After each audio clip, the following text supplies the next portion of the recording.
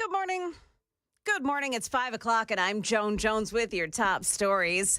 Well, with Matt Gaetz out of the picture, President-elect Trump has selected Pam Bondi to become the next Attorney General. She's the former Florida Attorney General. She was on his first impeachment defense team. She showed up at the Manhattan trial. She's a fierce defender of Donald Trump. She's advised him on multiple issues legally. She's also very close with Trump's incoming chief of staff, Susie Wiles. That's another element of that here. Remember, Susie Wiles was out of the loop with the Gaetz decision. This seems to have her fingerprints on it in lots of ways. That's ABC's Catherine Falders reporting. An escaped inmate back in custody this morning. Tony Sweeten was found and arrested around midnight in Coffee County. Police tell us he was taken into custody along with his mother. Sweeten had escaped from a transport van after making a court appearance in Coffee County on a statutory rape charge. Any hopes for professional baseball in Murfreesboro have been dashed for now. Just last week, renderings of what a stadium would look like in Cannonsburg Village were released. But yesterday, Mayor Shane McFarland announced the city council is not going to approve it for now. The city has too many other urgent needs, he says, like $1.2 billion worth of upgrades to roads, public safety, parks, and solid waste. So instead of taking on bond debt for a stadium, Mayor McFarland says Murfreesboro will dedicate $500 million over the next 8 years to work on infrastructure. As for the people behind the proposal, calling themselves Home Run History, they say they respect the city's decision and hope to bring it up again someday. Ken Weaver, WTN News. Market Numbers Report now brought to you by Beacon Capital Management, online at beaconcm.com. A day later, and NVIDIA's earnings report is still weighing on investors. The chip maker beat profit expectations, but is forecasting its slowest revenue growth in 7 quarters on supply chain concerns. On the other side of tech, Google parent company Alphabet tumbled on news that the Justice Department wants a judge to force a sale of the Chrome browser. The Dow added 462 points, the Nasdaq grew 6, and the S&P gained 32. Nearly 90% of the stocks in the S&P rose, with gains even bigger among smaller companies. The Russell 2000 index of smaller stocks jumped a market-leading 1.9%. Bitcoin surpassed $99,000 for the first time before falling back. It got a boost after Securities and Exchange Commission Chair Gary Gensler said he'd step down in January. Gensler has pushed for more protections for crypto investors. That's ABC's Michelle Franzen. That's the latest news. We've got traffic and weather next. I'm Joan Jones, WTN News.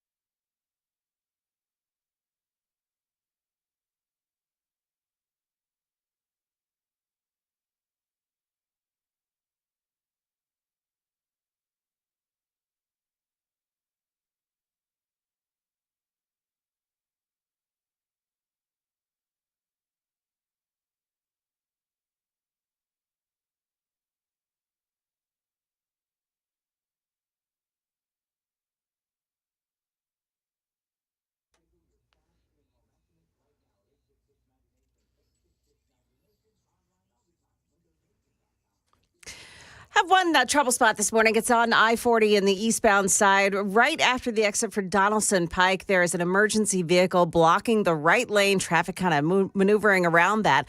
Otherwise, things look pretty good on 24 and 65. Traffic every 10 minutes every morning on Super Talk 99.7 WTN.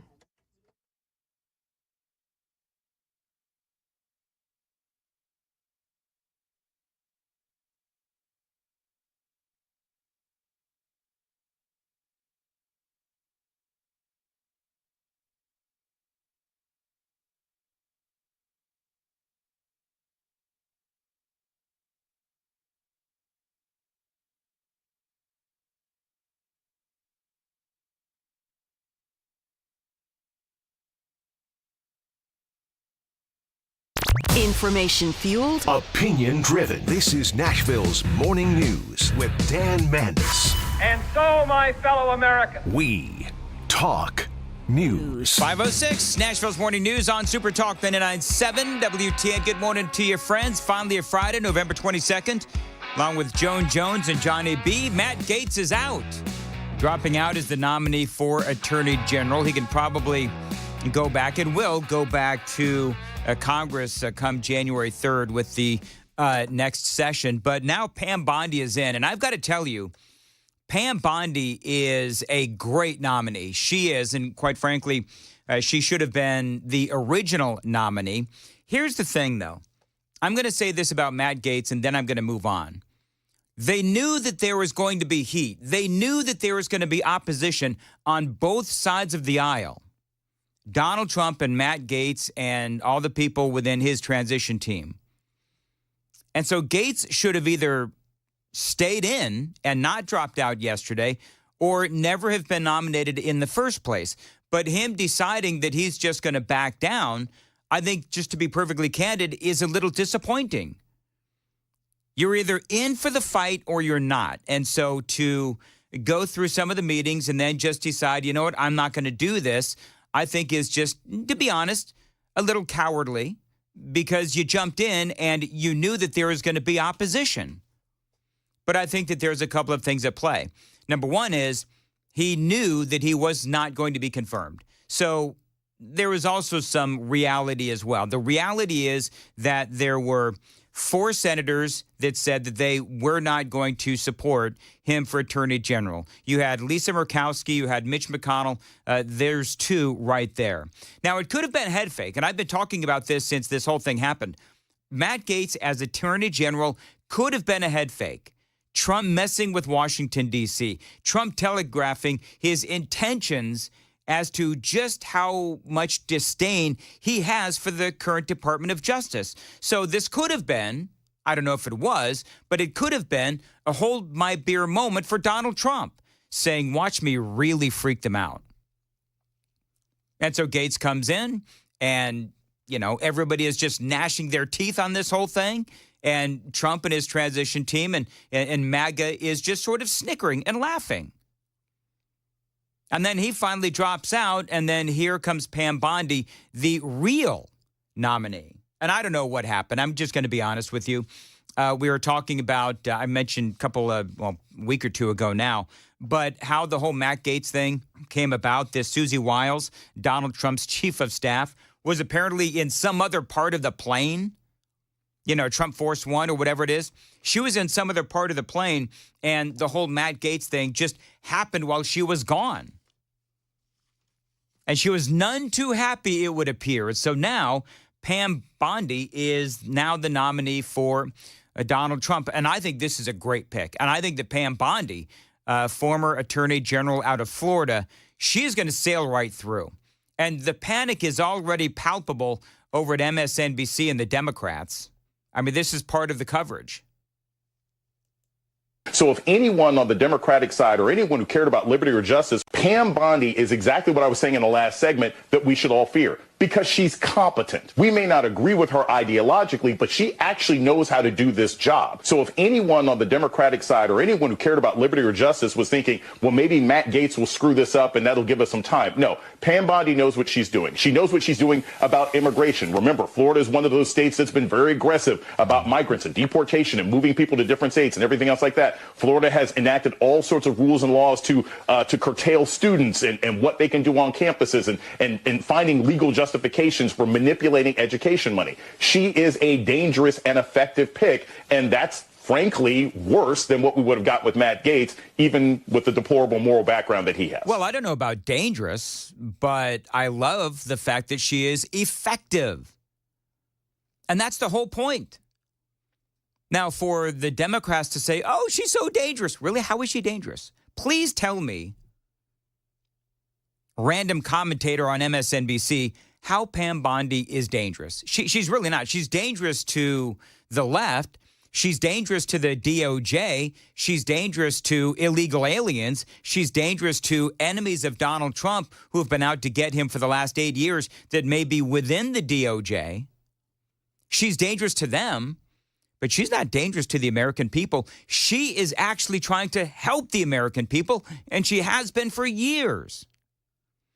Yes, she is a Donald Trump loyalist. That is a good thing. Every interview that I've seen shows her to be on the Republican side, a Trump loyalist through and through. Now, very quickly, a few resume points on Pam Bondi. She was on Donald Trump's defense team during the Ukraine impeachment. She was Florida's attorney general, taking on drugs and gangs and illegal immigration, a no-nonsense, tough-on-crime prosecutor. You know, not like Kamala Harris, who seemed to be like a pretend prosecutor. Pam Bondi spent 18 years as a prosecutor before becoming Florida's attorney general. And yes, she was a Donald Trump supporter from day one. She endorsed Donald Trump, as a matter of fact, over Marco Rubio in 2016, almost immediately. And that support never seemed to waver. Here she is talking about Donald Trump as he was running against Joe Biden. This was about a year ago. This has never in our history of our country happened before, where we have a president do so many great things because, of course, typically we have consecutive terms. Now people got to see 4 years without Donald Trump and to see what happened to our country. And remember his hauntingly prophetic speech in 2020 where he said, what is fuel now? About $2 a gallon? What if Biden got in office? What would it be? $8, $9? And sure enough, look what happened. I mean, she's a great communicator. And here's the thing about Matt Gaetz, and the last thing I'm going to say about it. He was like universally hated. And so I could do probably a 30-minute monologue on how this is Donald Trump playing, 3D chess and all that other kind of stuff, while everybody else is playing checkers, where he throws out Matt Gaetz sort of as, as I keep saying, a head fake, knowing how hated he is, but telegraphing how much Trump hates the DOJ and hates the swamp and hates Washington, D.C.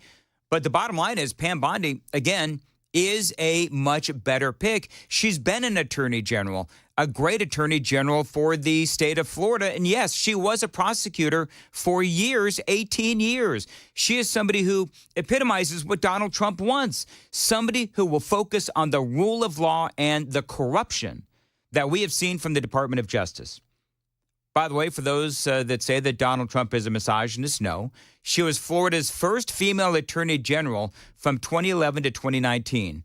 Again, 18 years as a prosecutor. She was chairwoman of America First Policy Institute, a think tank set up by Donald Trump and Donald Trump's former administration staffers to lay the groundwork for his second term. So she's been heavily involved with Donald Trump, his agenda, his reelection campaign for really since obviously he announced that he was running for a second term. And she has been a Trump loyalist for a long time. That is a good thing. She had a great speech a while ago going all the way back to 2016. This is where a lot of people began to realize who Pam Bondi was. In 2016, Donald Trump was running for the first time. And this was Pam Bondi at the RNC. Because winning this election means reclaiming something to which I've dedicated my entire career, the rule of law. Laws that make our neighborhoods safe, laws that make our economy strong, laws that apply equally to everyone. There you go. Golf claps. But you know what? It was a good speech. I watched the whole thing this morning. About 7 minutes of pure conservative gold. It is 5:15. Time to check the roads on WTN. Looking pretty good this morning. A stall-out car, though, blocking 2 right lanes. This is on I-40 westbound at Donaldson Pike. That's exit 216. Police say they're finishing up an earlier overnight accident. Should be cleared away in just a couple of moments. Traffic every 10 minutes every morning on Super Talk 99.7 WTN. Thank you very much. Cloudy today, a high near 50 degrees. Partly cloudy this weekend, a high on Saturday, 53. A high on Sunday, 64. And right now, Johnny, you said 43 degrees at Super Talk 99.7 WTN. Pam Bondi, great pick for Attorney General. In my opinion, probably should have been Donald Trump's original pick. She has a ton of media experience. She has been, I guess, I'm not a huge watcher. I'm just going to be honest with you, folks. I'm not a huge watcher of Fox News. Apparently, she has been a guest host on The Five from time to time. She's done interviews, many interviews on unfriendly networks like CNN. She battled Obamacare in Florida way back. One of her passions is fighting human trafficking. And she's also a friend of the Trump family. And I've just been telling you about, from a political standpoint, Pam Bondi has been a big supporter of Donald Trump. When it came to his first go-round running for the presidency back in 2016. She was one of his first and most passionate supporters. And then, of course, here during his reelection campaign as well. But she's a friend of Laura Trump, as a matter of fact. Don't forget that she is there in Florida, where Donald Trump lives, where Laura Trump lives as well, and where others in Donald Trump's orbit live. And so she was asked about the president's daughter on Fox News and as a possible replacement for Marco Rubio. I know her very well. She is a proven leader. I worked with her and Mike Whatley on the RNC. They helped stop this voter fraud throughout the country. They got the vote out. They protected the vote. No one works as hard as Laura Trump. I can't be objective because she's also my friend. She's a mom. She's a great wife, and she would be a tremendous leader for the state of Florida. And we're blessed to have Laura in our state with us. All right. So, again, that is Pam Bondi. And I'm trying to figure out, she is the daughter-in-law. She's not Trump's daughter. She is Eric Trump's wife. There you go. Okay. I knew the second I said she was Trump's daughter, I'm like, nope, that fake news. That doesn't sound right. We don't do fake news here. Well, we do our level best. Right. I'm just kidding. Thank you. Morning, Joan. How are you? Hi there, Dan. My wife thought that our conversation about eyebrow and unibrow plucking yesterday in the 8 o'clock hour, she thought that was radio gold. By the way, so did the boss. Oh, did he? Yeah. Oh, okay. Yeah. Well, it even brought him into the newsroom. Typically, he doesn't he'll pass by the newsroom. Yeah. He'll wave, say hello. Yeah. Yesterday, he made it an effort to come into the newsroom and talk to me about your eyebrows. Really? Yeah. And my eyebrow plucking? And your eyebrow plucking. Okay. And he said he couldn't stop looking at Chris's eyebrows yesterday. I couldn't either. That man's got some beautiful eyebrows. He does. You know what I should have asked him? And I didn't. But I should have asked him, okay, is that like Virginia's doing? Like, does his wife do the eyebrows? Do you do your husband's eyebrows, Joan? No. You don't? How are his eyebrows? And did your husband think it was a little bizarre that you were talking about Chris Hand's eyebrows on the radio? He loved it. He thought that was great. But he's of that age where one hair will go like boing and get curly, and that's cheap radio sound effects. And so I'll take that one out. You'll do it. Yeah, just a one with a plucker, with the tweezers. Yes, tweezers. Okay. All right. Yeah. Very good. My wife comes after me with that stuff all the time, and I just run. Anyway, moving right along. We don't want to redo the same bit. Yeah. Anyway, glad to. Can I just say, of all of the all of the outstanding interviews, the cutting-edge political analysis that I did yesterday, and that's what the boss liked. Yep. Eyebrow plucking. Welcome to my life. Yeah. It's the memorable stuff, you know. Listen, I know that he's sleeping right now so that I can talk a little smack. Yeah. Moving right along. But you really like that guy, Dan. The boss? Yeah. I do. I do actually like him a lot. There you go. He. You know what? Frankly, I like him better as a boss than me. Actually. Well, that's what everybody says. Oh, come on. You man, set I just it up. lay it up for you every single morning, you don't I? set it up. Oh, man. Yeah. You like Pam Bondi, real quick? I love this choice. I love this choice, too. I think she is all that. What do they say? All that and a bag of chips. And a bag of chips. She is. She is. She's or right on. She's all that in a bag of chips or a nicely manicured eyebrow. There you go. Yep. This is her talking about FEMA. Because these aren't Democrats, these aren't Republicans, these are Americans who are having their civil rights violated because they chose to have a Donald Trump sign in their front yard. So at the end of the day, you are confident that FEMA leadership will ultimately be held accountable and change will come to that agency if wrongdoing is found. Absolutely, and after January 20th, major change is going to come.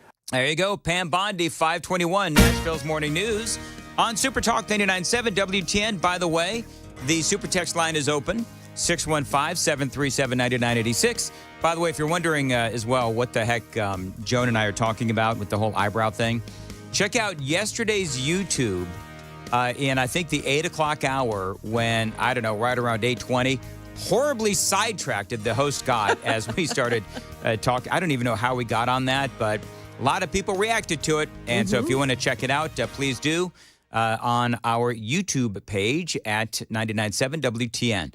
All right, Joan, what is coming up at 5:30? A little bit of evidence that Vlad is getting under the skin of world leaders. That's coming up at 5:30 on Super Talk 99.7 WTN.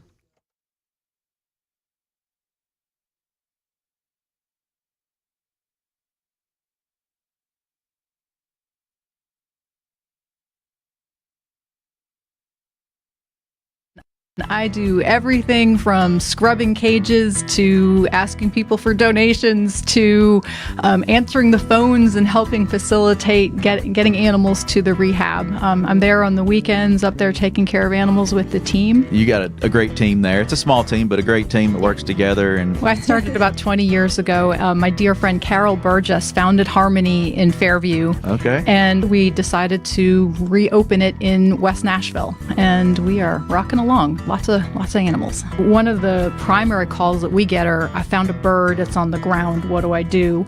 And in most situations, you should let it alone unless there's an imminent danger to that animal, because the parents are helping it and feeding it, and it just needs a couple of scary days on the ground until it gets back up into flight. What about bunnies, Melody? Can we give advice about bunnies? The bunnies, they're just the sweetest, most innocent creatures, and we just see the worst things happen to them. Cats, dogs, lawnmowers, weed whackers. In most cases, if the animals aren't injured, if you can put the rabbits back, that's always better to be with the mother rabbit than to come to us. All the storms that have been coming through and just destroying nests, and a lot of babies will be found on the ground. Re-nesting is possible and preferable. You play the video calls and you put the baby near where they found it, and the mama will actually come down and pick it up and then bring it back. Oh, nice. Isn't that cool? Nice.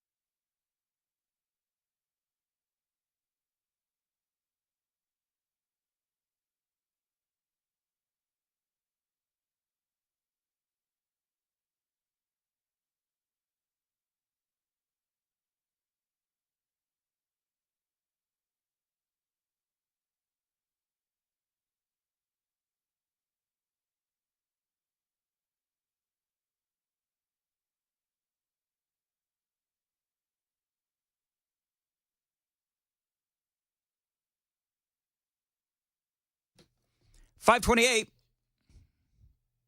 528. Super Talk 99.7 WTN. That's the computer. That's not Johnny's fault. Hey, you know what? If you're mad at the computer, Johnny, just wait. You're going to be laughing coming up because during the Gang of Three, I'm going to play The View. Joan, they've actually had to record yet another legal note. They had to read another legal note, believe it or not. This is my word for all of this is delicious. It's delicious to watch all of this happening. They look like they're in an elevator and somebody farted. Yeah. As Sunny Hostin. And I want to know why Sunny always is the one that has to read these things. But I guess she is the lawyer of the bunch. And so I'm going to play that for you.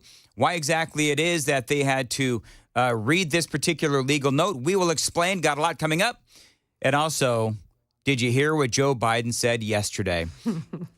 It's very funny. And it's all coming up next on the Gang of Three. It's Super Talk 99.7 WTN, and this is Nashville's Morning News, 615-737-9986. Remember where you are, Dan. It's you're at work this morning. 5:30 on WTN.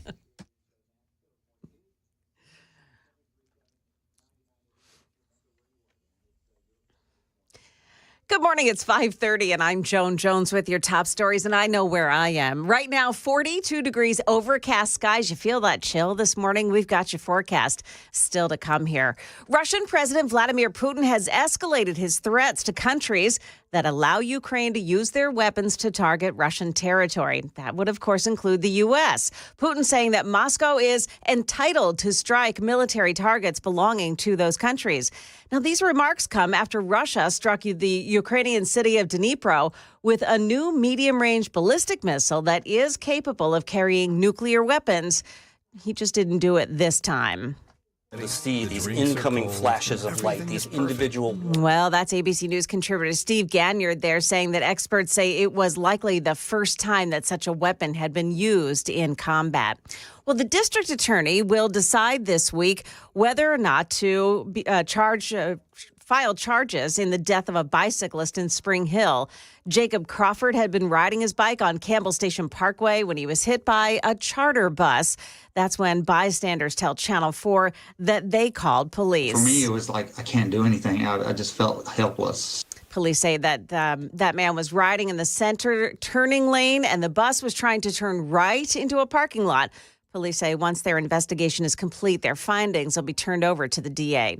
An area to avoid this morning on your commute, East Stewart's Lane in North Nashville.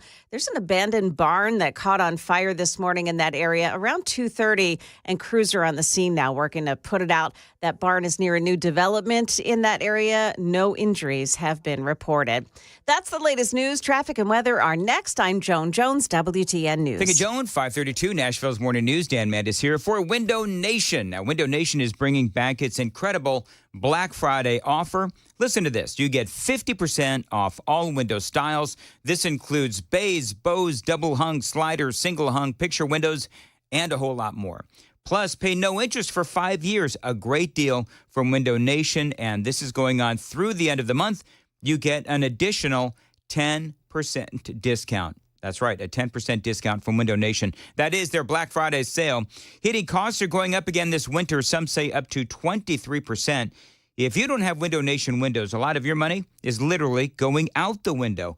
Get top-tier windows from Window Nation at a fraction of the cost of the other big names. Hurry, this sale ends December 1st, so act right now before this great offer ends. Find them online, visit windownation.com, and get 50% off all window styles plus 0% interest for 5 full years. And you take that additional 10% off as part of their Black Friday special. Schedule your first in-home estimate right now, 866-90NATION, 866-90NATION. Tell them Dan told you to reach out, windownation.com.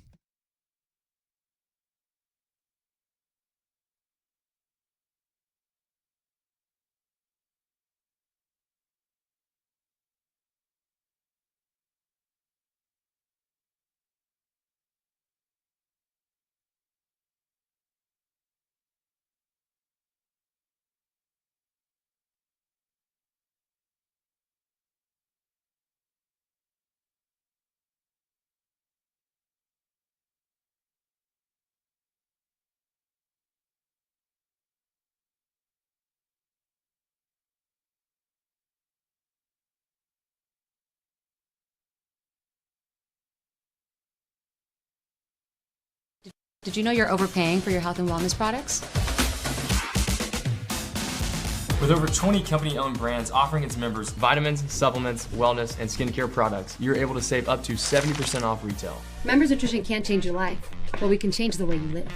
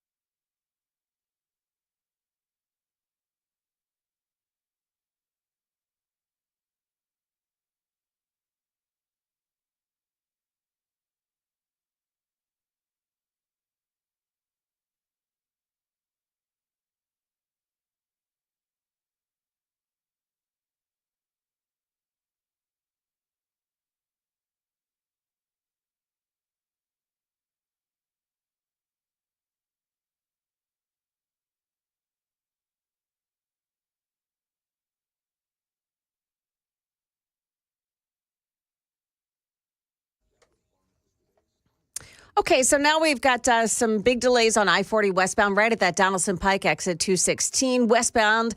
An accident there now blocking 2 right lanes. You've got 3 vehicles involved in this now. Also in White House on 65 southbound side after Bethel Road, an overturned vehicle right now on the right shoulder. That's at exit 104 on 65 southbound. Traffic every 10 minutes every morning on Super Talk 99.7 WTN.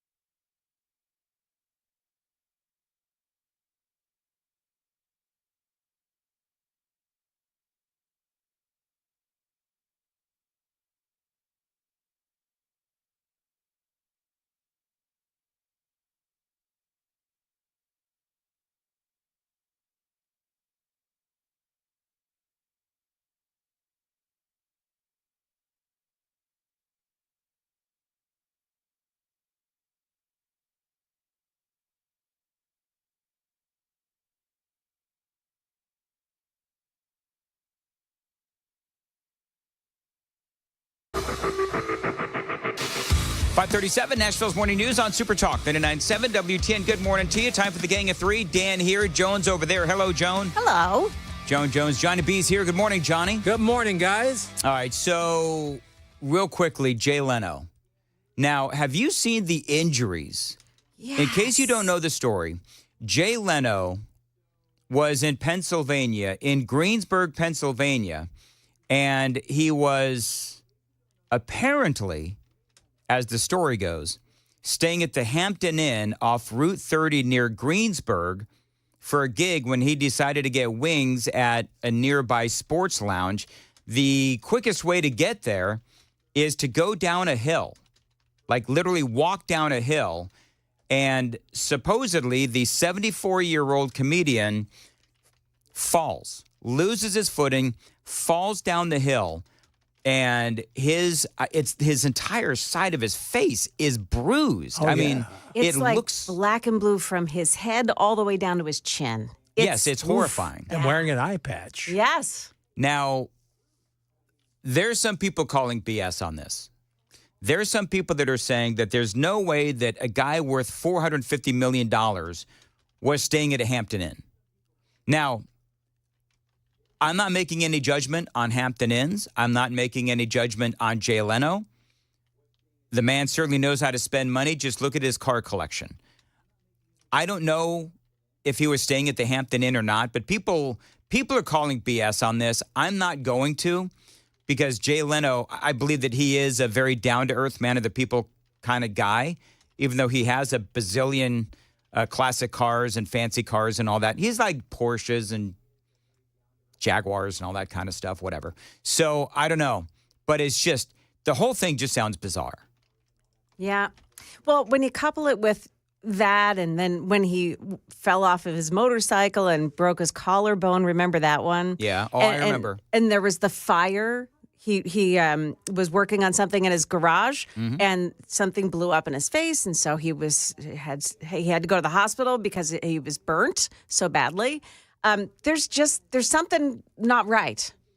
He's accident prone, to say the least. Yeah. Apparently. Okay, does anybody believe that he was really staying at the Hampton Inn?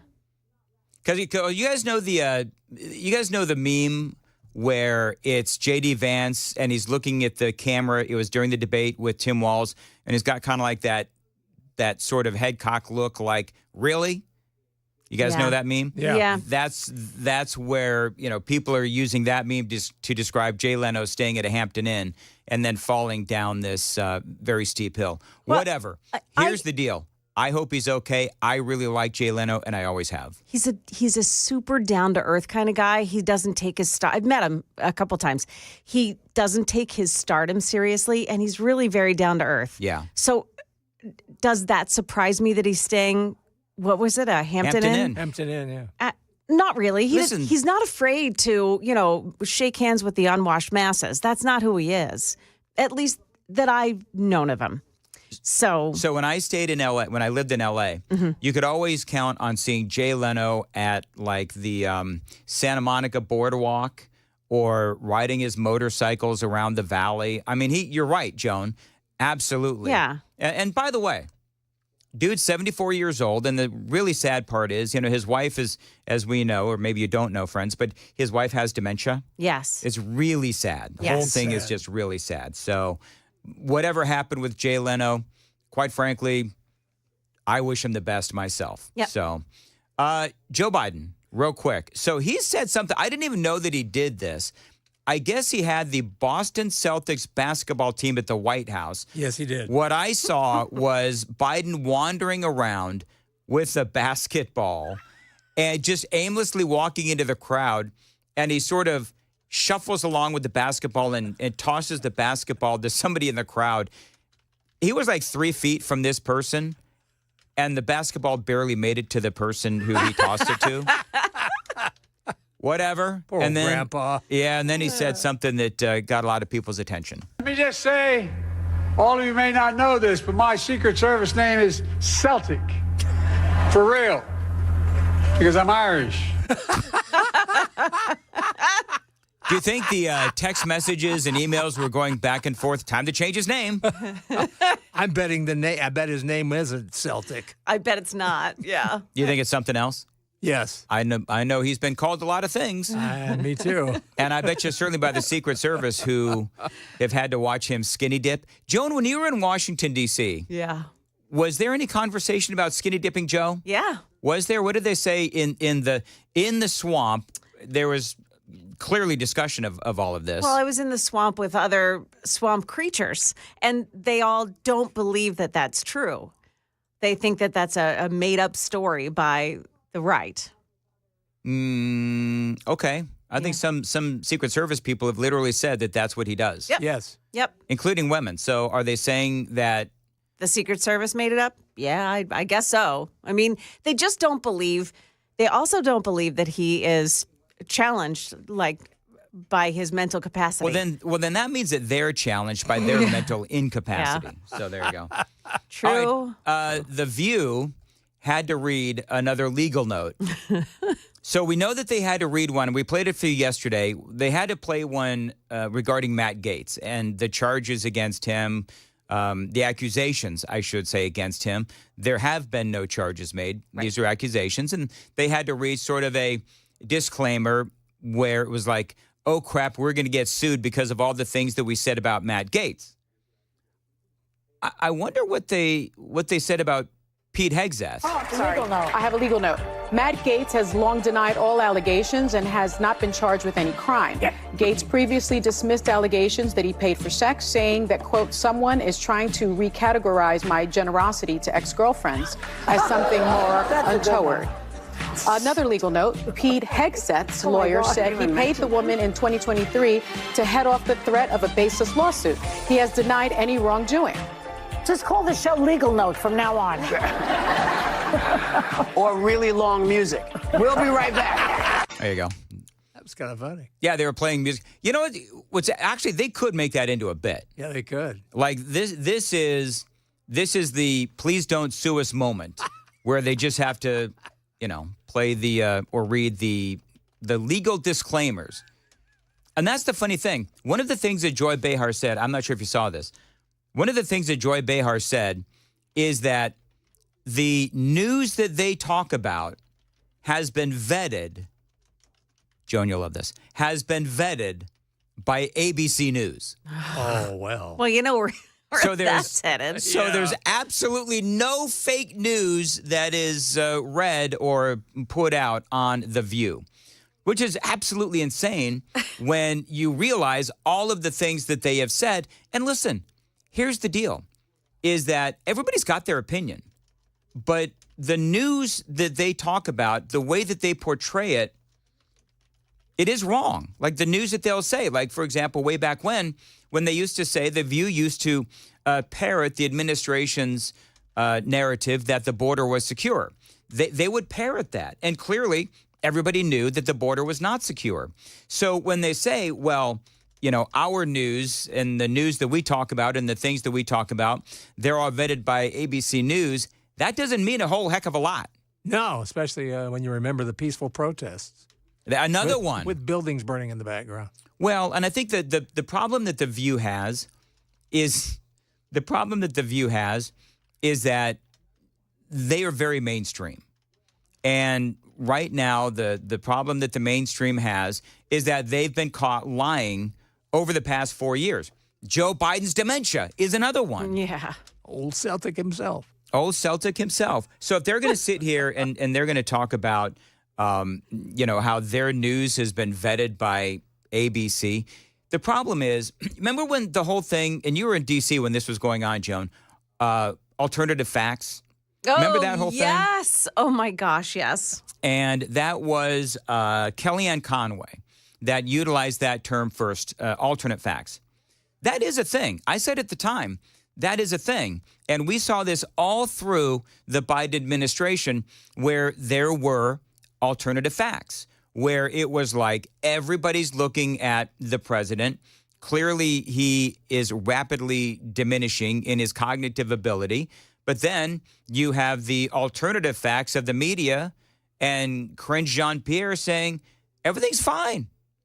There's no problem with President Biden. So clearly, you do have alternative facts. You have the official, the official press release where the White House would put out an official press release, or somebody would put out an official press release from an agency, and that is their fact. But then the actual facts that the American people know are true is what we see with our own eyes. Yeah. And Don't that believe is your own eyes. Yeah. And we've got, remember all the Haitians that were at the southern border, and you had all of these members of the media saying, there's nothing going on the southern border. And then Fox News flies a drone over the area where there are thousands of Haitians. And then immediately the White House, if I remember right, then the White House bans all drones from the area. Remember that whole thing? Oh, yeah. And that's when they ramped up getting these illegals in as fast as they could. That really was the start, wasn't it? It was. That was the start. So, yeah, for me, I found the whole alternative facts thing, I thought that it was a really interesting conversation to have, because really it seemed like Kellyanne Conway and people like me and talk radio, we were the ones that were being accused of these alternative facts, and the media was mocking us. But the reality is that based on what we just saw in the election, the American people understood that the alternative facts were the real facts. that was the real story. And Joan, you were in Washington, D.C. when this whole thing was going on. People must have lost their ever-loving minds. People were losing their ever-loving minds over so much in D.C. I mean, I can't even tell you. You know, the first time that President Trump was elected, our newsroom, actually, they held a meeting to help everyone get through their emotions about him having been elected. Are you kidding? And no, I'm telling you, there were tears, there was outrage. You know, here's how the newsroom is going to cope, and we're going to get through this together. I was looking around going, you know, am I in like the Twilight Zone? What is happening? This real? Yeah, that's how much. It affected everyone. They just could not believe what was happening to them. See, the funny thing is, you know, for somebody like me, my circle, my friends and my family, by and large, they are conservative, at least the ones that still speak to me. So I didn't have to be in that environment where you had a lot of people who clearly were nuts. You know, the liberals who needed, you know, cry rooms and, you know, puppies and all these kinds of things to help them cope with the election of Donald Trump. But, I mean, if you're in one of those places where you've got to work with people that are clearly just, I mean, it is a mental illness. I believe that there are some people like, you know, some people in the media who they proudly go to Twitter. They've got their shows on MSNBC. And they say things that, at least to me, shows that there is a touch of mental illness because they see, or they're just severely out of touch. And I'm not sure if I should feel sorry for them, but, you know, I'm just going to say, like a Joy Reid, for example. Everything that she says and everything that she does is so full of racism and hatred and bigotry. And I don't know her, but I see her posts on social media, and I don't know whether to be enraged by her or feel sorry for her. Yeah. Do you know what I mean? Because it's got to be a terrible existence. It really does. It's like I want to tweet back. I may have already done this, but it's like I want to tweet back at her and tell her to please get some help. Yeah, has anybody done a wellness check on Martha Raddatz lately? That's exactly right. Martha Raddatz. She hasn't really been, you know, I would normally see her cuts on the ABC News feed that I get, like what she has to say about this situation or that. There's very few audio sound bites from Martha Gates. Martha Gates. Wow, she'd be surprised by that, wouldn't she? That would Martha really Raddatz. that would put her into a crying room quickly. Boy, it sure would. Martha Gates, oh no. All right, so people are saying on the super text line, come on, everyone. Dan needs puppies. Dan needs puppies. Dan needs some puppies. I don't need puppies. He's got one. I need alcohol, and I need a lot of it. National Taiwan Day.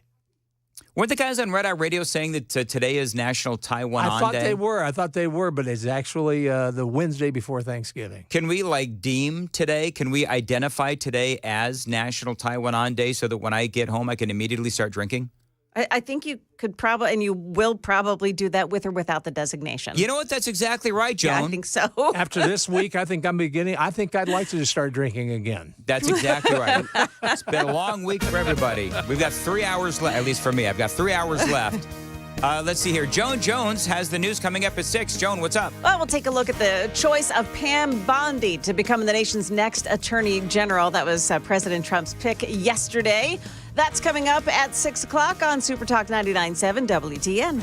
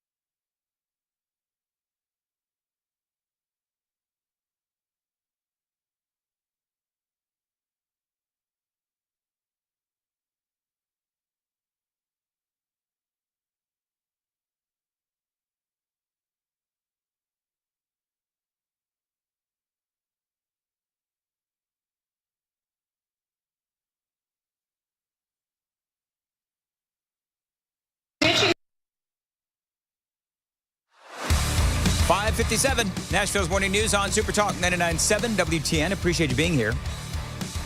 Pete Hegseth making the rounds. There's photos of him with not only our own senators Haggerty and Blackburn, but all kinds of senators as he was led around the Senate via J.D. Vance.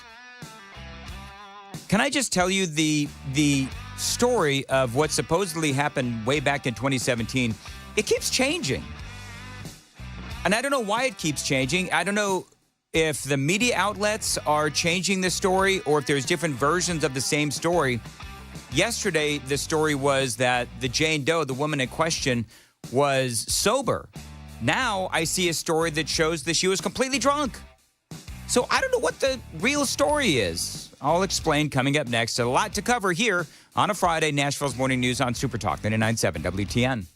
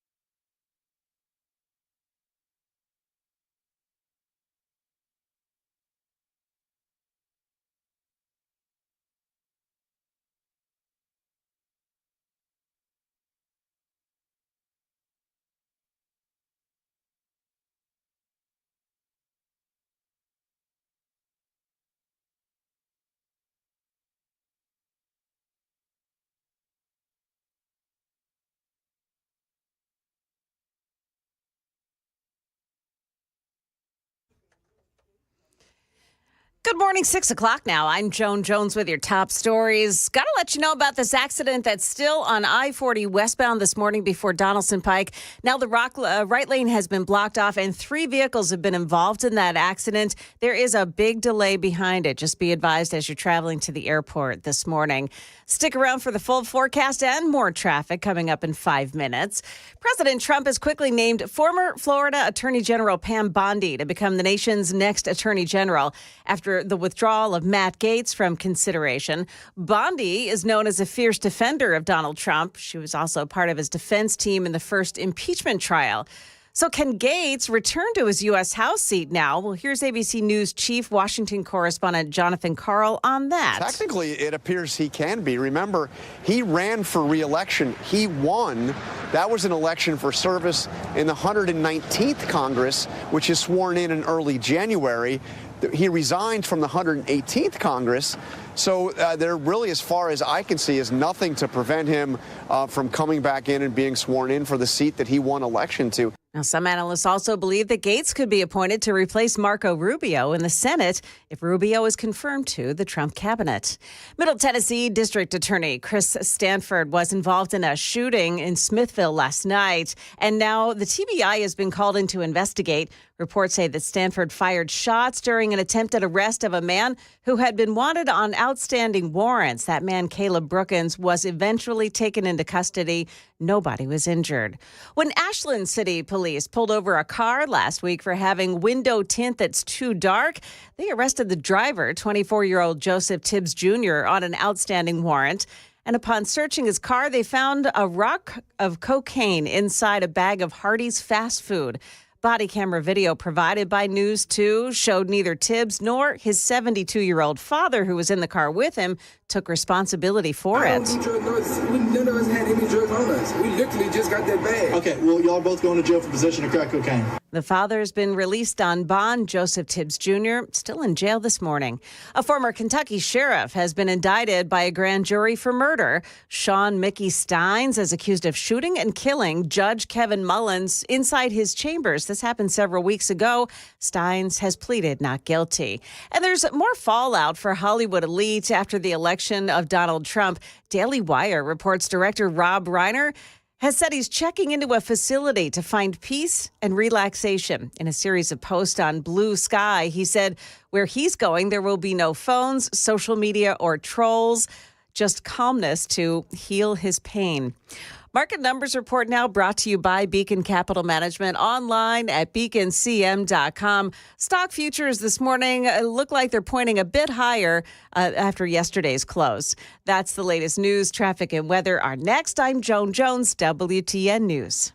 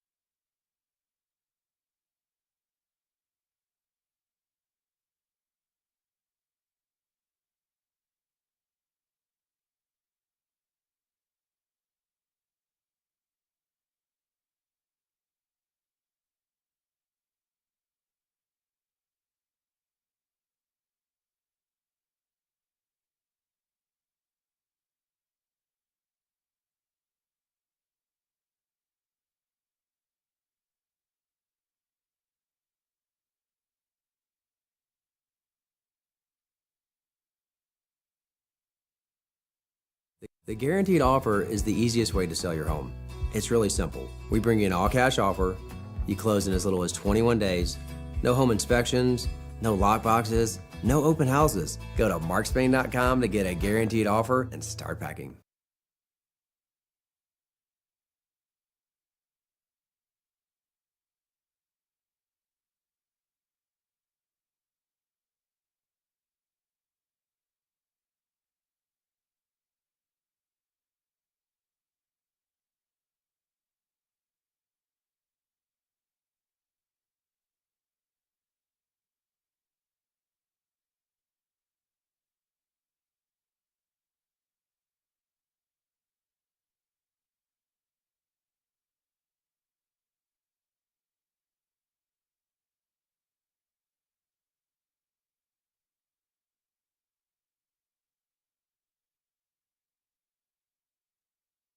I-40 westbound lanes just before Donaldson Pike exit 216. It's that accident, and it's blocking the right lane this morning. It involves 3 vehicles, and it's been there for a while, and it will continue to cause some delays this morning.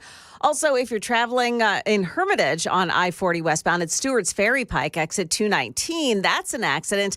This time, the left shoulder is blocked off, and an overturned vehicle on the right shoulder, 65 southbound lanes after Bethel Road. It's an accident from overnight, and a secondary accident that's on the shoulder. This is in White House. Be careful in that area as well. Traffic every 10 minutes every morning on Super Talk 99.7 WTN.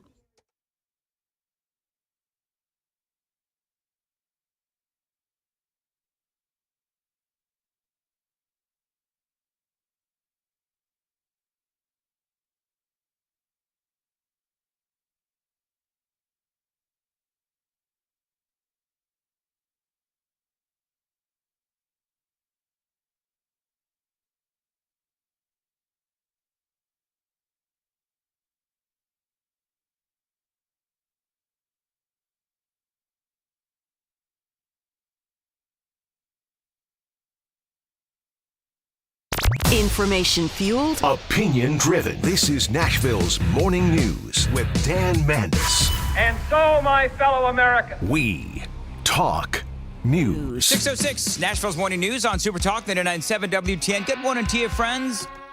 It is a Friday, November 22nd. Hope you're doing well. Coming up at 6:35, Matthew Hurt will be joining us for a number of topics politically. Pete Hegseth remains in the news, of course. The controversy continues, as I reported extensively in the 5 o'clock hour, and we'll revisit with Matthew. Pam Bondi is now Donald Trump's pick for Attorney General, now that Matt Gaetz has decided to drop out. So we'll talk about that coming up here on Nashville's Morning News. Pete Hegseth, though, his controversy does continue. And I got to tell you, there's so many red flags on this particular story. The accusations of sexual assault from 2017. I covered this quite a bit for you yesterday as well. But the story keeps changing. So I'm going to go through some of this again because I think that Hegseth, quite frankly, is being railroaded. Now, one of the things that I failed to mention yesterday, or failed to acknowledge yesterday, is that in 2017, when all of this supposedly happened, apparently he was married at the time. Now, the Democrats, the media, some of these Republicans, they've successfully, of course, as I said, ousted Matt Gaetz. The focus now is solely on Pete Hegseth, this accusation of sexual assault. Now, yesterday we talked about some of the details, some of the very sordid details that are coming out about what may have happened in 2017. Remember, these are all allegations, and there does seem to be a number of different versions. Now, it happened Monterey, California. There's some sort of a conservative conference going on.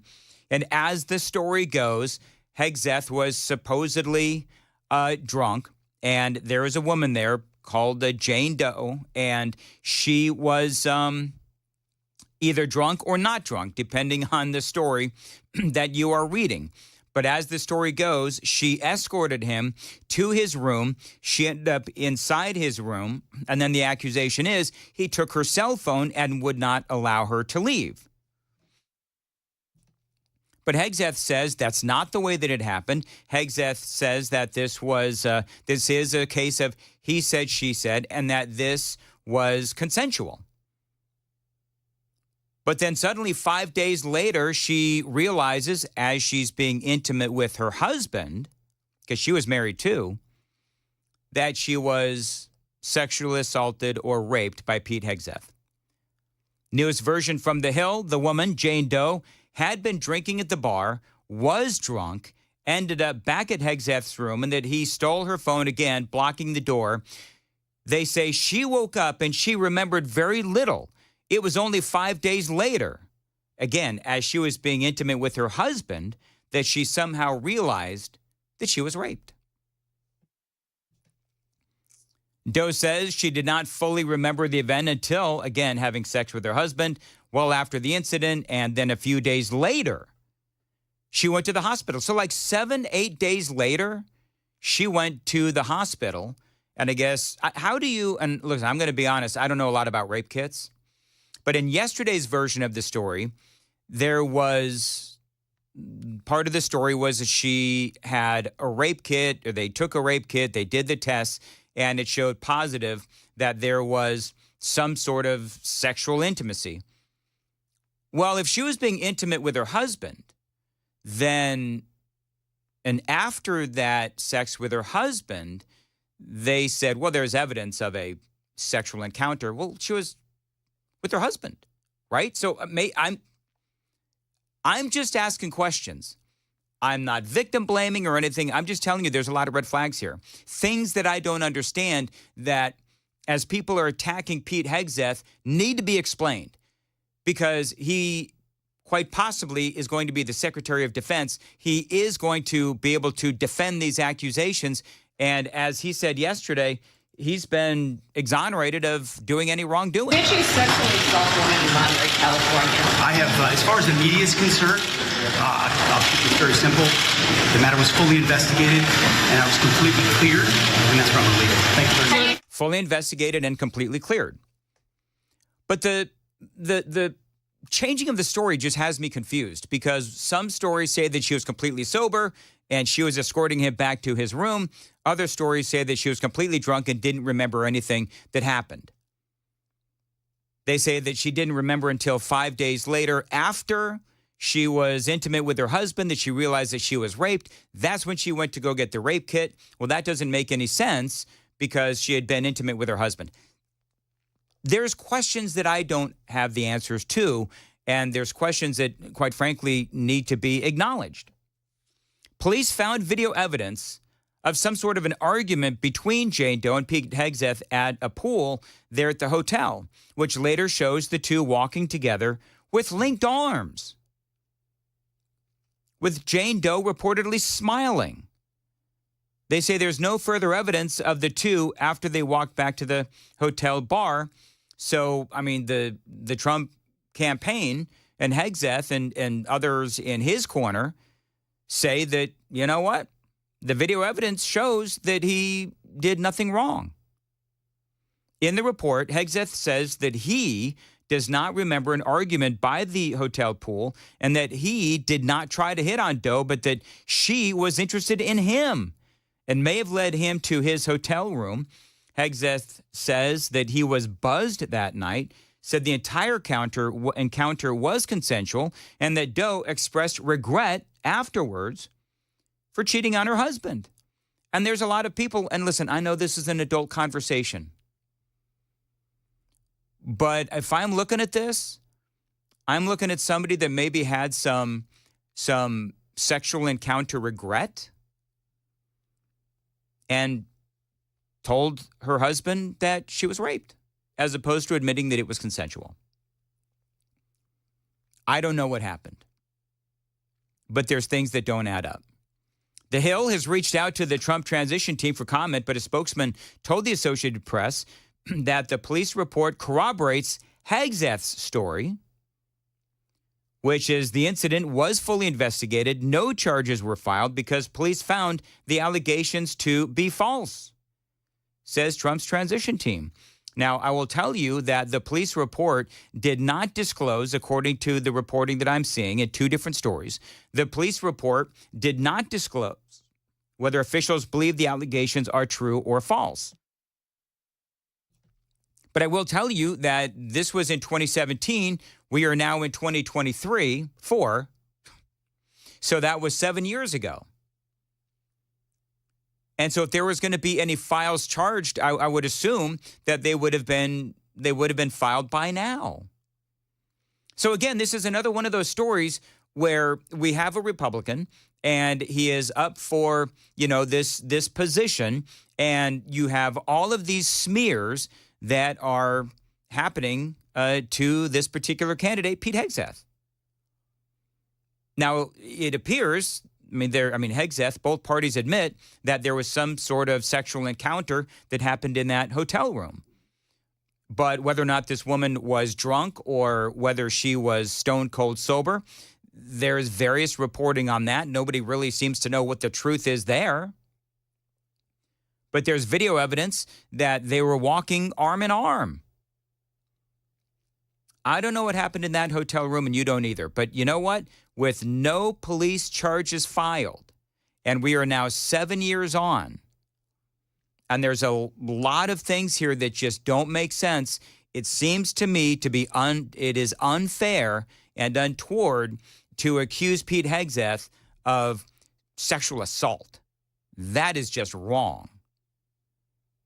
Especially 7 years after the fact with no actual evidence except he said, she said. And so we'll have to see what happens. But yeah, is this Brett Kavanaugh 2.0? Of course it is. Matt Gaetz made a lot of people mad. He dropped out. We'll get into that here in a little bit. But for Pete Hegseth, we'll have to see what happens if the Democrats, if he ends up going through the Senate confirmation hearings, there's Democrats that are going to automatically be against him for whatever reason, whether it's because he is a Trump ally, whether he is a Trump loyalist, or for these accusations that remain unfounded and unproven. But the bottom line is this is going to be a controversy that is not going away. Hegseth is doing the right thing. He's talking about it. He's willing to answer questions during a Senate confirmation hearing. We'll see where this goes. It is 6:16. Time to check the roads on WTN.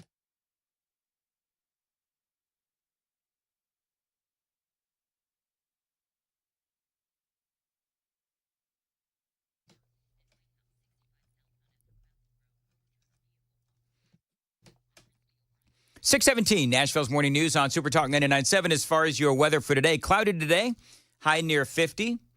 And kind of a icky weekend, partly cloudy this weekend. A high on Saturday, 53. High on Sunday, 64. Appreciate you listening to Nashville's Morning News. If you go to my social media, follow me on X, at Dan Mandis Show. Robbie Starbuck posted something that looked very disturbing to me. And I reposted it. Social media lighting up with photos of a man subbing at an elementary and middle school here in Tennessee. Is it Saudi Daily? Is that what it's called, Johnny? Saudi Daisy, I think. Daisy, Saudi Daisy. And that's in Tennessee, which is a very conservative and rural area. And this substitute teacher, he's dressed up as a woman. And he's wearing women's clothes, short skirt, high heels, high black boots. And he also looks to be wearing, and remember, this is a substitute teacher. And he looks to be wearing, I don't know what you call it. Is it pantyhose, like dark pantyhose? And apparently teaching kids to use she, he pronouns. And again, this is in Saudi Daisy, Tennessee. Now, this is north of Chattanooga, about a 2.5 to 3 hour drive from Nashville. Very conservative. Donald Trump won this county not once, not twice, but 3 times. Each time he ran. And so the picture I see, he's teaching math. Go see it. It's on my X feed. But he's teaching math. And so I'm not entirely certain why this man dressed up in women's clothing, looking like he should be, going out and hitting bars and stuff during happy hour, why, as he's teaching math, he is also teaching these kids about pronouns, unless he's telling very confused kids to call him her. And he's very clearly a man wearing women's clothing. Hair is short, no facial hair, and I don't know if he is like a trans woman or if he's just a crossdresser. I don't know what. I don't know. But what I do know is that this is wrong. And the school district, they're in Saudi Daisy, they have no idea. They went through, I guess there's a service that schools can use to find substitute teachers, and they went through this service to get this substitute teacher. One of the things that they said was that they've used this particular person a number of different times. And so my question would be, okay, school district, then is this the first time that this teacher that you've used multiple times actually shown up in boots and he's not wearing a skirt, wearing like a long kind of a sweater or something. I don't know. And also black hose. I think that's what you call it, black hose, like pantyhose. So nobody knows exactly how this person got on the staff or was vetted. The truth of the matter is that this person is protected by anti-discrimination laws. So I'm not sure exactly what they can do other than ask that this particular person not come in and sub again for these kindergarten and elementary school kids, because that's the age of these kids. Can you imagine, walking in, your kid walking in, and there's a male wearing black pantyhose and high boots and, looking clearly dressed like a woman. Hi, doll. Hi, doll? Yeah, I guess that's how you would, I don't know. He's wearing is it, Johnny, do you see that picture? I don't. Go look, and Joan, do the same thing if you would. Look on my X feed, and I think he's wearing, because I'm not looking at it now, and it was really early when I saw it, but I think he is wearing like a skirt and like a long sweater kind of a thing. And he looks like he's getting ready to go out to a club kind of a thing. But if you're a kid and your parents haven't explained to you this kind of nonsense as of yet, then your kids are really confused. This is sick. It is sick. And so the school says this person has come in and subbed a number of different times. And this is the first time, though, apparently, that they've been called out. I don't know if the previous times that this substitute teacher wore this outfit. What? So is he wearing a skirt, Joan? Help me. There's a couple of pictures here. So, yeah, that's a skirt. Oh, yeah, that's right. There's a bunch of different pictures that were on his social media. And do you think, is he like a cross-dresser or is he trans? Like, I don't know. He looks more cross-dresser. He looks more cross-dresser? Well, I mean, you don't know what's going on under that skirt either. You don't. So And I really don't want to know. Thank you, Right? Johnny. Nor do I want to know. I think that determines whether it's cross-dress or trans, right? Right. He'd be better off to cover up his legs. But if parents didn't know this was coming and all of a sudden, your kids come home and they all of a sudden know all about cross-dressing and trans and he, her, well, I guess if he was talking about pronouns, then that would be trans, I guess. Because do cross-dressers care about pronouns? I don't even know. Anybody can care about their pronouns. Like, Sure. right? AOC cared about her pronouns, and she's not either. Yeah, I guess that's true. I don't understand. So I know I told you a couple days ago that I did some substitute teaching. For me, the school called us directly to, hey, can you fill in on this day for this teacher? There are some school districts, this is Hamilton County, there are some school districts that use services to get substitute teachers. And I think that's the case And that in is, this. and that is the case here. Yep. So, obviously everybody knows that kindergarten and middle schoolers, they're very impressionable at that age. Mm-hmm. And so this is the problem that we have. There was an NPR, and then I got to move on. But if you want to see this, it's on my X feed. There was a study done. There was an interview that NPR did, a bunch of interviews, and they talked to trans teachers. And they said that they are treated very hostilely at work. That's number one. But number two, one of the things that they said is that they do their level best to teach kids about LGBTQ issues in the classroom. That's what they said. Even if they're simply an English teacher or a history teacher or a math teacher, they're still trying to push their agenda on the kids. So, yeah, I understand why you have a bunch of kids that are confused and a bunch of parents that are really angry this morning because they didn't know that this was coming. Their kids are confronted with this when they go to school, and it seems to me like this substitute teacher simply doesn't care. So Hamilton County is under a lot of heck fire this morning, and we'll keep you updated to see if this person actually is allowed back into the classroom. 6:25, Joan, what's coming up? Why Ukraine's president is begging the world leaders to pay attention. Also, a prisoner who jumped out of a transportation van yesterday is back in prison today. Those stories coming up at 6:30 on Super Talk 99.7 WTN. Thank you very much. 6:25, Nashville's Morning News. Dan Mandis here, and as a guy who's getting closer and closer to retirement age, the daunting task of figuring out Medicare is always on my mind, which is why I'm so glad that I do have Paul Winkler on my side. Now, a while back, he did a big old seminar on Medicare and planning for retirement. Now, this was a don't miss because he had all the information about Medicare. If you're coming up to retirement, you need to watch this webinar. It is on his website, paulwinkler.com/webinars. It is right there on the front page. He had experts on to really help you understand the mistakes you can make when signing up. He talked about what Medicare covers, what it doesn't, and all the options you may have. And it's, again, not too late. It's all online, paulwinkler.com. He can save you money, he can save you time, and he can help you get ready for what should be the best years of your life. Find him online, paulwinkler.com. 615-851-1950, 615-851-1950.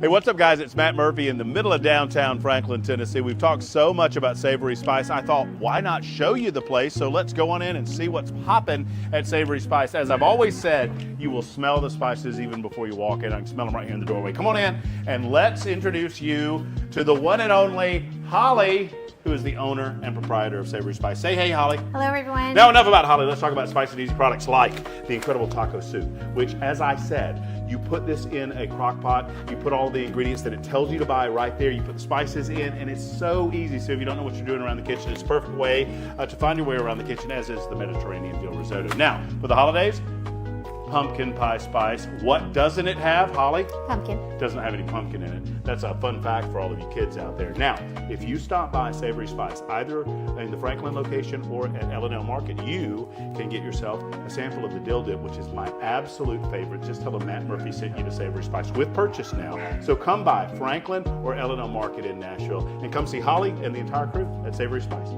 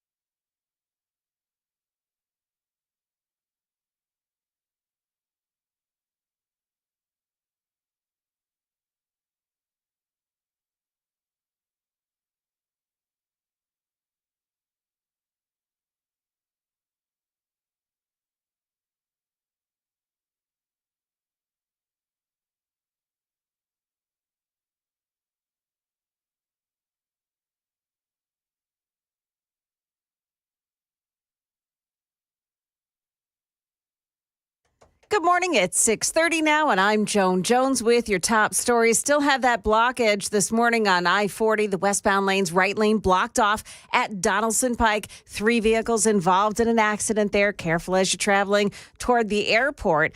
We've got more on that coming up in traffic and the forecast in 5 minutes.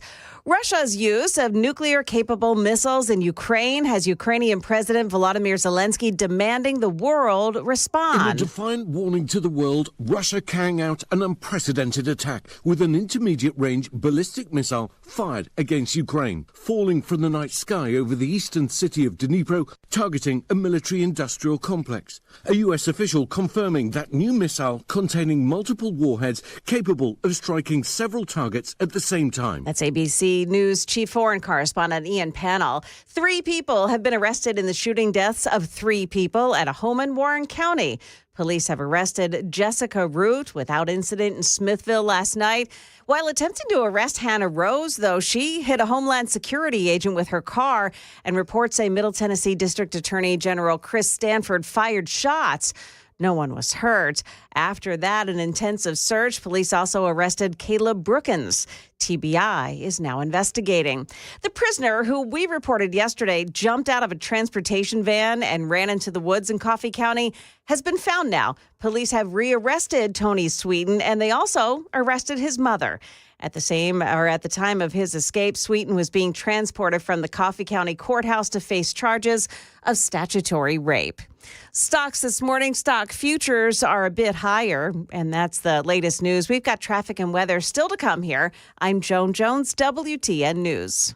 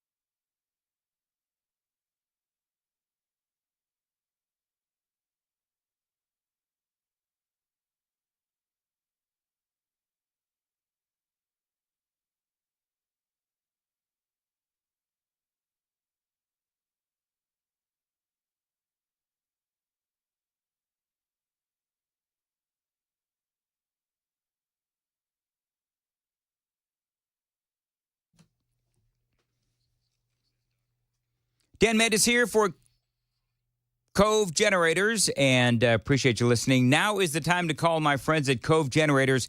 If you've ever wanted one of those backup home standby generators, now is the time to do it, because they've got a great offer for you. A free 10-year warranty that is over $1,000. When you call them, you mention my name, Dan Mandis, 931-559-3311. Plus, they've got great financing options as well. They are your premier Generac home standby generator dealer in the state of Tennessee. So be prepared for the next power outage and call Cove Generators and never lose power again. 931-559-3311, 931-559-3311. They can also service your Generac automatic standby generator or any brand of generator that you own. Call Cove Generators, 931-559-3311, covegenerators.com. Once again, trouble heading to the airport, 40 westbound before Donaldson Pike, an accident involving 3 vehicles and the right lane all blocked off there. Got an accident, too, in Hermitage on 40, also westbound lanes, but this time it's Stewart's Ferry Pike, and the right shoulder is blocked off, and an overturned vehicle in White House. It's on the southbound side of I-65 after Bethel Road. Police say it's now on the right shoulder. Traffic every 10 minutes every morning on Super Talk 99.7 WTN.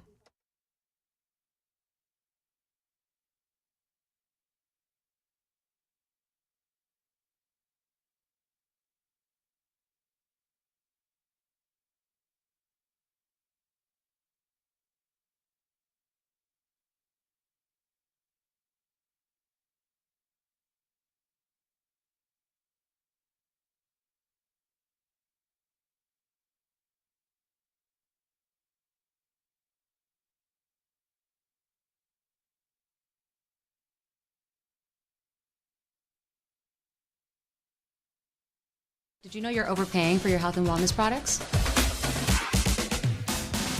With over 20 company-owned brands offering its members vitamins, supplements, wellness, and skincare products, you're able to save up to 70% off retail. Members Nutrition can't change your life, but we can change the way you live.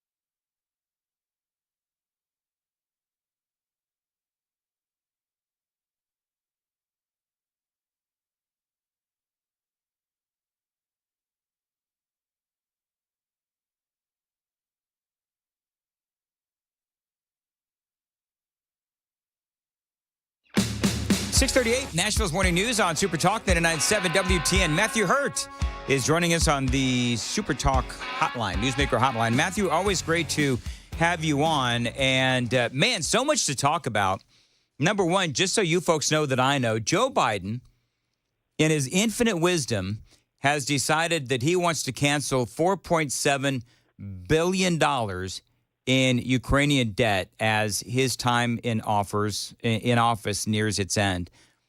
You know, back when I had like $30,000 in debt, no one came to my rescue. It is so incredibly frustrating that the president is doing all he can, Matthew, to not only give Ukraine as much money, as much weaponry as possible, but he's also going to cancel this $4.7 billion in Ukrainian debt.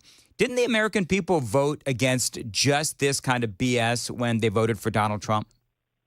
Somewhere along the line, Dan, in the last 15 or 20 years, we've given the president a ridiculous amount of executive authority that should rest with Congress. This is a decision for a Congress to make, not a president. And we have a situation now where I hope that Republicans in the new Congress early next year, even though they've got, their guy in the White House, Donald Trump will be coming into the White House in January, that Republicans in Congress re-exert authority outlined in the Constitution for the legislative branch. This is outrageous. It's just like the student loan debt forgiveness, which the Supreme Court found unconstitutional. This is not an authority of the president and should rest with Congress. And I hope that our friends in Congress early next year reassert some of this legislative authority. Matt Gaetz is out. Pam Bondi is in. So there's a number of things going on here. You and I, in our last conversation, we actually talked about, and I've been mentioning this for a while now since this whole thing started, but, people are saying that Matt Gaetz was just a head fake and Pam Bondi was always going to be the nominee. Well, now we know that there were 4 senators, at least 4, that were telling Donald Trump and Trump's transition team that they were not going to vote for Matt Gaetz. That means that the numbers simply were not on Gaetz' side. You're absolutely right, Dan. We talked about this earlier this week. I said that, there were an infinite number almost of former attorneys general, current and former Pam Bondi, former Attorney General of the state of Florida, where I am this weekend. But also she was an integral part of the Trump campaign's election integrity operation. She did events across the country. This is a situation where I said earlier this week, cynical DC me says that, Matt Gaetz is out of Congress. The ethics investigation stops. It gives him a moment to breathe, and undoubtedly yesterday when he was meeting with senators, he found just enough who would say, this is a no-go for me. It's a non-starter. And once you dip below 50 votes in the Senate, you don't get confirmed. And so I am not especially surprised. I said on this program earlier this week, it was a peculiar selection. I was a little perplexed by it. Pam Bondi, though, is infinitely more qualified in this space. She is both a Trump loyalist, as we talked about earlier this week, but also somebody who has carried out the responsibilities of an attorney general in a state like Florida. And so this is a great pick, I think, and I don't believe she will have much trouble getting through the Senate. 18 years as an actual prosecutor, not a pretend prosecutor like Kamala Harris. 18 years as a prosecutor, and also, yes, an attorney general as well.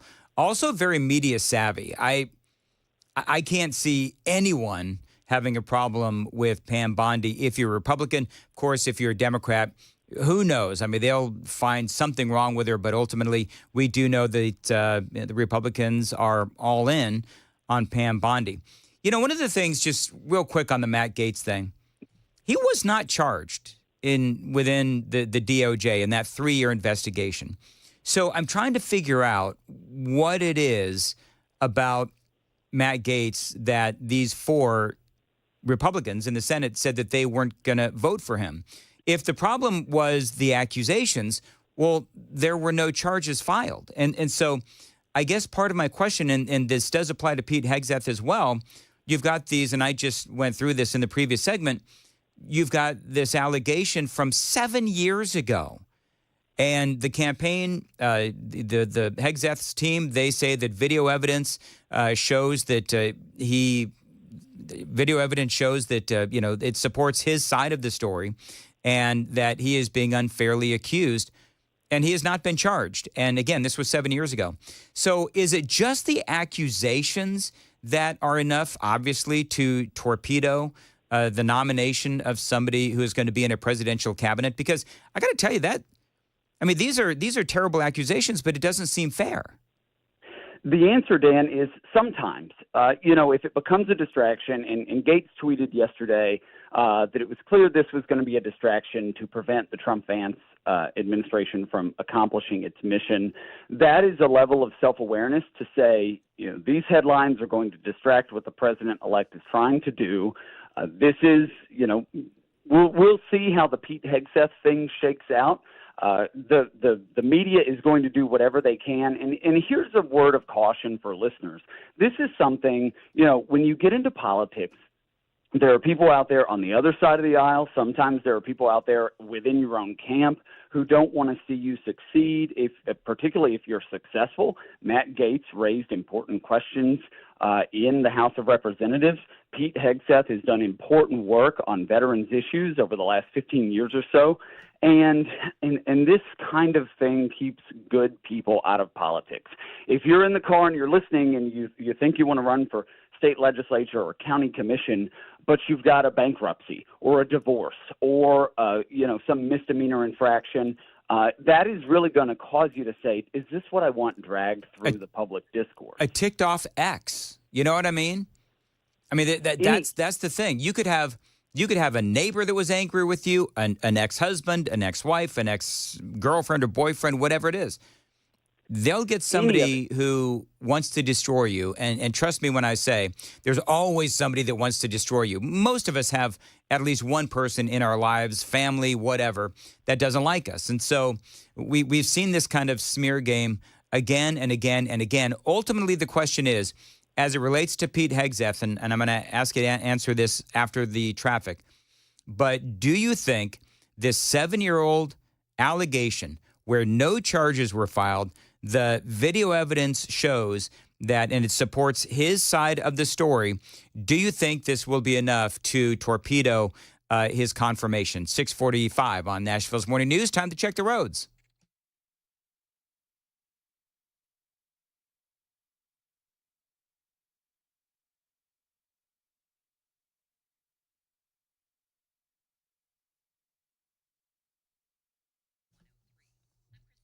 Cloudy today, highs near 50, partly cloudy this weekend. High on Saturday, 53. High on Sunday is going to be 64. Right now, it is 43 degrees on Super Talk 99.7 WTN. Matthew Hurt is joining us. All right, so Matthew, I just laid it out with Pete Hegseth. Do you think that the accusations against him, the story, by the way, keeps changing. Yesterday, the story was that she was sober. Now there's a story out there that says that she was drunk. I don't know what to believe anymore, except the fact that there were no charges filed. Yeah, this is, again, if it rises to the level of a significant distraction. So let's say you have an individual who is nominated or wins an election, and information breaks, is previously unknown, even if it's 5 or 7 or 10 or 25 years earlier, those headlines will come out. It'll be part of the discussion on cable news and talk radio and other outlets. And someone can reply. They can say, this is 7 years ago. I'm clearly vindicated in police reports. This is a distraction from what we're trying to accomplish. If they're able to quell those concerns, then they proceed. Then they move forward. I think that's what we saw with Brett Kavanaugh in his confirmation through the Senate. He was able to answer questions directly. It was not a significant distraction from the hearings. And so it's to be determined on the Hegseth situation. I think, though, again, this is a situation where if you want to get involved in politics, in public policy, and you want to make a difference in your community, this is something that you have to consider. As you said a minute ago, Dan, there are people out there, and I teach people who want to run for office this in politics. There are people out there who you don't even know who have an axe to grind, and they'll step forward when it looks like you're doing something successful. The saying goes, if you're not catching flack, you're not over the target. And this is one of those instances. If Pete can diminish the concerns and say, this is a distraction, I'm moving forward, then he'll be successful and may be confirmed. If it continues, though, he'll have to decide, like Matt Gaetz did, is this too much for the administration, an administration that is doing a lot of, making a lot of selections very quickly. They're moving very quickly through the process, lining up the team, and so we'll see headed into December and January if this continues to distract consumers of news and information. Our own Senator, Bill Hagerty, has been, his name is being dropped as Secretary of the Treasury. When do you think all of these confirmations or all of these appointments are going to be announced? I don't know what's left. I know the Secretary of Treasury, unless I missed something this morning, Hagerty's name, Senator Bill Hagerty here in Tennessee, his name has been mentioned. Other names have been mentioned as well. At what point are they done? So all of these announcements will continue into the holiday season, Thanksgiving next week and Christmas. And then when Congress gavels back into session in early January, they'll swear in the new members the first week of January. And I suspect you'll still have Senate hearings. So a speedy Senate would move these nominees through the committee process within about a week. And then they would move to the full floor, I think, by the end of January, barring any significant distractions of any of the other nominees. We could have most of a cabinet put together by the end of January, early February. Has there been a lot of frustration because you're part of what you do, you're a grassroots political activist. I consider you somebody who analyzes politics and that kind of a thing. Frustration in your circles, very quickly. Frustration in your circles about Republican senators not showing up to block these judges that Biden is trying to ram through the Senate? I saw that on Twitter earlier this week. It is very frustrating that 5 or 6 Republican senators didn't show up and let a far-left judge skirt through with fewer than 50 votes. That's frustrating. The American people voted for these senators to do their jobs, and it's important for them to show up and do it. All right, Matthew, how can people find you on Twitter? I'm on Twitter at Matthew Hurt, MattheWHurtt. All right, thank you very much, and have a great weekend in Florida. I know it's X, not Twitter, it's X. I keep doing that. It is 6:51 on Nashville's Morning News on Super Talk 99.7 WTN. The Super Text line is open, by the way. Thanks for listening to Nashville's Morning News for Friday, 615-737-9986. You can follow me on X at Dan Mandis Show. So many reasons to like my two-way paradise, the Glock store. Number one, it is a great place to buy guns. It's a great place to buy ammunition, get your firearms customized, and also, of course, the training. I've been telling you about the great training that I have and continue to do at the Shoot 270 indoor ranges at the Glock store. These are massive rooms where you can refine your shooting skills, firing behind corners, in the dark, in motion, various target levels as well. This, by the way, is also a great way to get used to a new firearm or try out different guns. So don't settle for lane ranges. Go to the Shoot 270 indoor ranges at the Glock store. As always, tell him Dan Mandis showed to reach out. This is my two-way paradise. Shoot270.com for all your shooting, training, and two-way needs. Shoot270.com. Minutes from the airport and worth the drive from anywhere.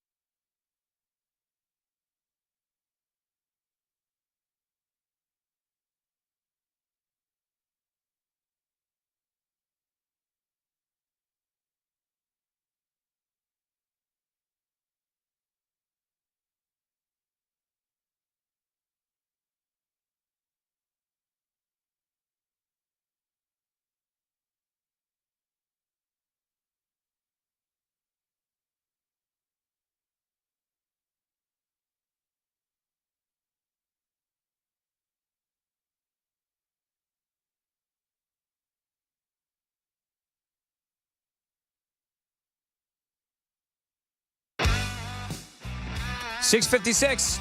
Nashville's Morning News on Super Talk 99.7 WTN. There's no joy on The View. Listen to this real quick. You know what's in the air, Whoopi? Trumpism. We lost the election. Wait a minute. We lost the election. We're miserable. Half of this country is miserable. And let's just tell the truth. We hate that he won. We hate it.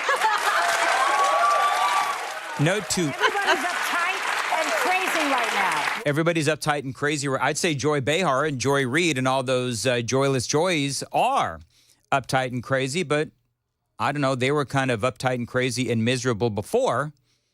And I don't know about you, but I feel pretty damn good about the election. 6:56 on Nashville's Morning News on WTN.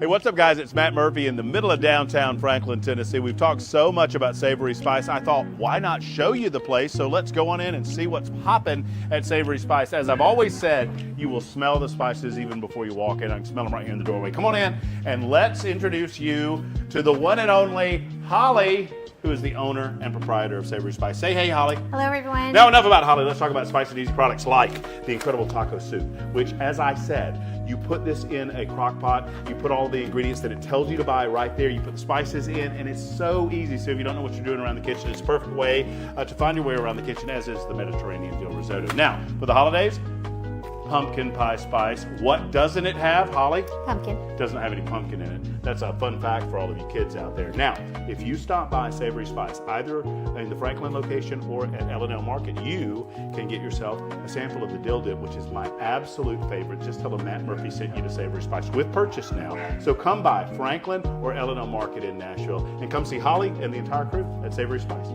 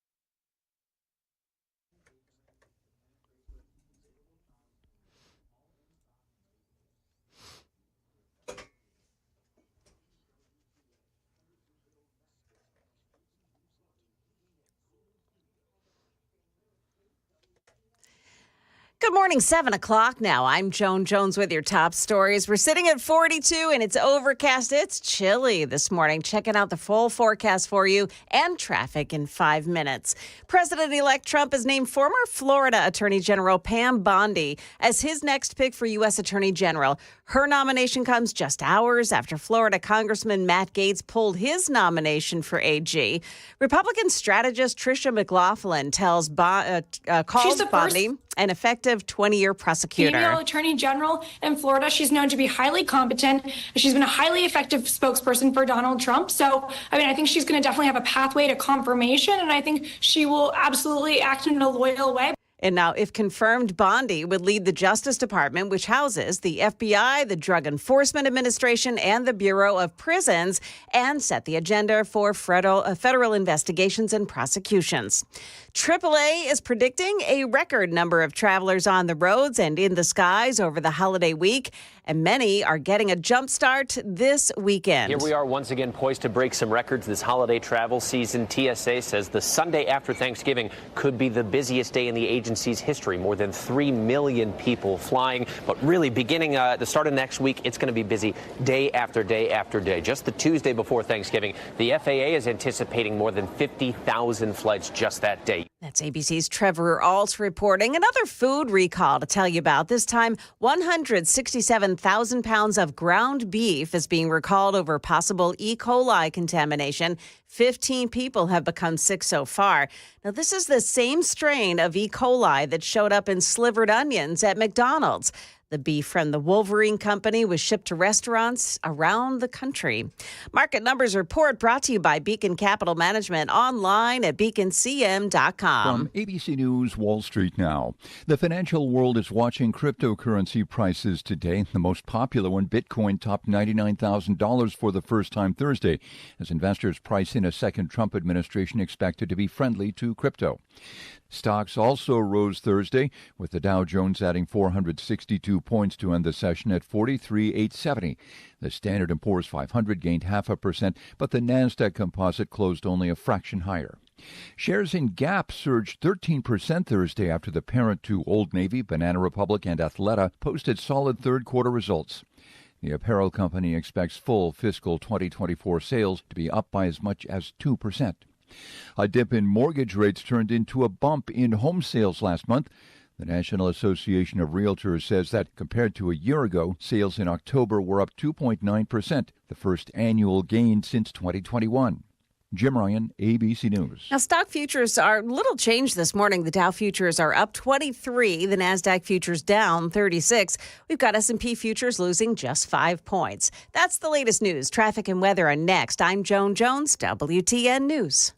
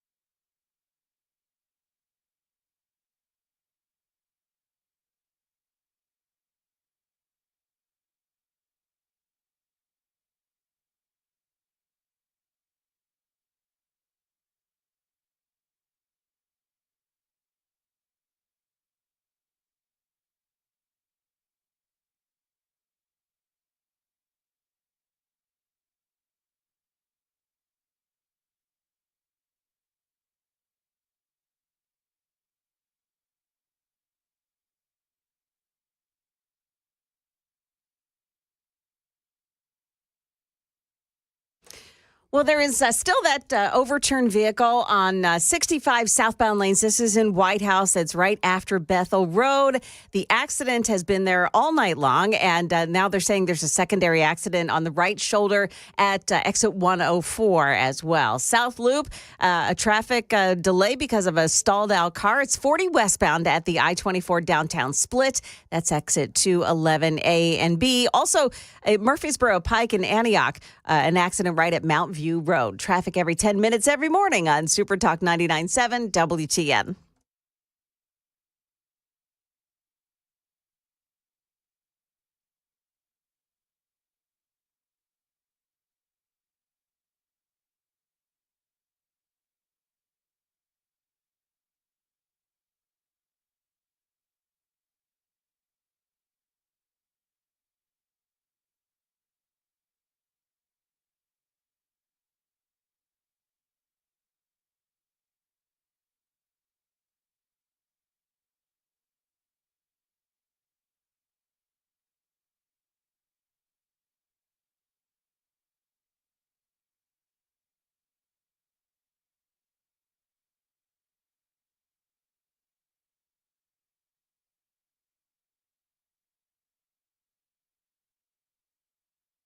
Information fueled, opinion driven. This is Nashville's Morning News with Dan Mandis. And so, my fellow Americans, We talk news. 7:06 on WTN. Welcome on into Nashville's Morning News for your Friday, November 22nd, along with Joan Jones, Johnny B.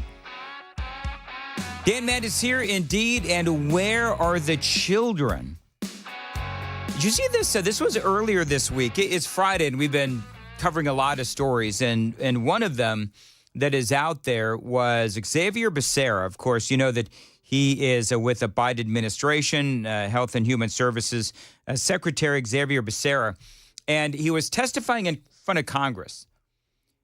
And we've told you the stories about how the Biden administration has lost hundreds of thousands of children. And they have no idea where they are. And yet they're the ones that are talking about how Republicans are separating families. Listen to some of this grilling.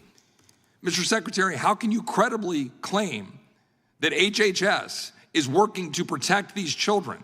And by the way, children we're talking about in the order of magnitude of 400 and something thousand children, which you are dismissing that they are lost. Let me ask you a very specific question, Mr. Secretary. Can you account for the whereabouts of those 400 and something thousand children? The 320,000 that were put in the report by the Inspector General, the 85,000 that we've talked about before in 2023. Do you know where all of these children are and that they are safe? Yes or no? Congressman, as I explained the process, we get these kids when they are referred to us by the Department of Homeland Security. We then provide them with care while they are in our custody. We lose custody of those kids once we find a vetted sponsor with whom they can stay. A vetted sponsor that rapes and murders the people that they're entrusted to? Yep. Because you issue a rule that doesn't even do the background check? That's what you think is appropriate care for these children? I yield back, Mr. Chairman. I mean, that was just part of the really compelling testimony. Do you know that one of the things that they found is that the Biden administration is not funny, but if I don't laugh, I'm going to cry. Biden administration sending kids, and you heard Xavier Becerra talking about how they send these kids to vetted locations and vetted families. Really? Well, then can you explain, Mr. Secretary, how your office and the Department of Homeland Security and the Biden immigration, pro-illegal immigration apparatus send kids to live with MS-13? Sending kids to live with Tren de Aragua. Sending kids to live with gangs and gang members. Because that is literally what's been going on. And can you imagine being a 10-year-old girl who has already been shipped into this country and being sent to Tren de Aragua, where they like to rape and they like to engage in sex trafficking? Can you imagine the fate of that 10, 11-year-old girl? That's what the Biden administration has done. And that's why I am so excited for Tom Homan, as borders are. Because one of the things that Tom Homan has always said, and President Biden has completely ignored this, and the left will just ridicule this statement, but Tom Homan, even Jeff Sessions way back when, and Donald Trump have all said that their policy of a closed border is the more compassionate because people stay home. Kids stay home. And they don't sneak into this country and then get sent to gangbangers. Some of these kids also living in strip clubs. Xavier Becerra and the Biden administration has been sending kids to go live in strip clubs. That's the crazy